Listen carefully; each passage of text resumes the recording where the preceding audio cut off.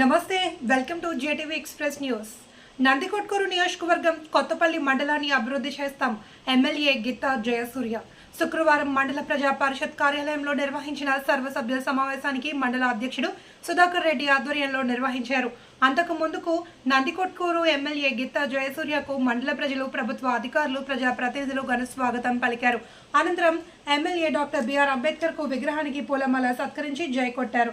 ఈ సందర్భంగా ఎమ్మెల్యే మాట్లాడుతూ గత ప్రభుత్వ పాలనలో ఎన్డీబీ ద్వారా తాగునీరు అందించలేకపోయారు. ఈ ప్రభుత్వంలో మనమే అభివృద్ధి చేస్తామన్నారు. ఎస్డిపి కింద ప్రతి మండలంలో అన్ని గ్రామాలకు తాగునీటి వసతులు అవసరాలకు ఇవ్వాలని చెప్పేసి ఆ రోజు ఎస్డిపి కింద అక్కడ పెట్టడం జరిగింది. దాదాపు దాన్ని 70% కంప్లీట్ చేయడం జరిగింది ఆ రోజు. కానీ వచ్చిన ప్రభుత్వం కనీసం దానిపైన ఒక 30% చేసి ఇచ్చింటే బాగుండేది, తాగునీటి అవసరాలను తీరేది. కాబట్టి ఇప్పుడు మళ్ళా మనమే వచ్చాం కాబట్టి ఖచ్చితంగా కేమాడుగుల కాడ దాని సబ్స్టాక్లు అన్ని రెడీగా ఉన్నాయి. దాన్ని పూర్తి చేయించి ప్రతి గ్రామానికి మంచినీటి వసతి ఇచ్చే విధంగా కూడా కృషి చేస్తానని చెప్పేసి ఈ సందర్భంగా తెలియజేస్తున్నాం.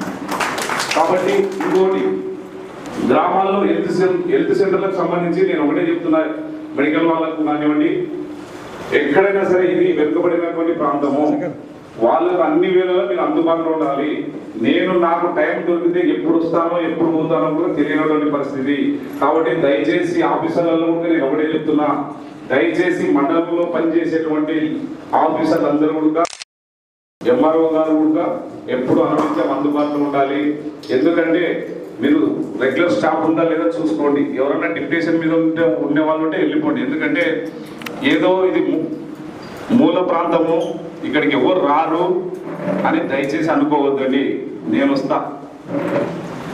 ఎందుకంటే ఈ మండలానికి ఒక ప్రాధాన్యత ఉంది.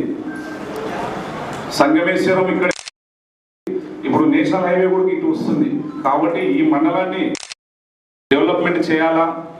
ఎందుకంటే యాత్రికులు చాలా మంది వచ్చిపోతుంటారు.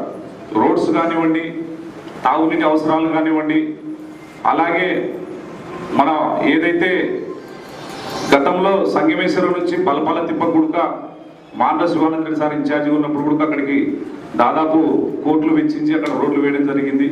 అలాగే అక్కడికి ఎలక్ట్రిసిటీ డిపార్ట్మెంట్ వల్ల నేను ఒకటే కోరుతున్నా, ఎలక్ట్రిసిటీ వాళ్ళు ఎవరు రాలేదు.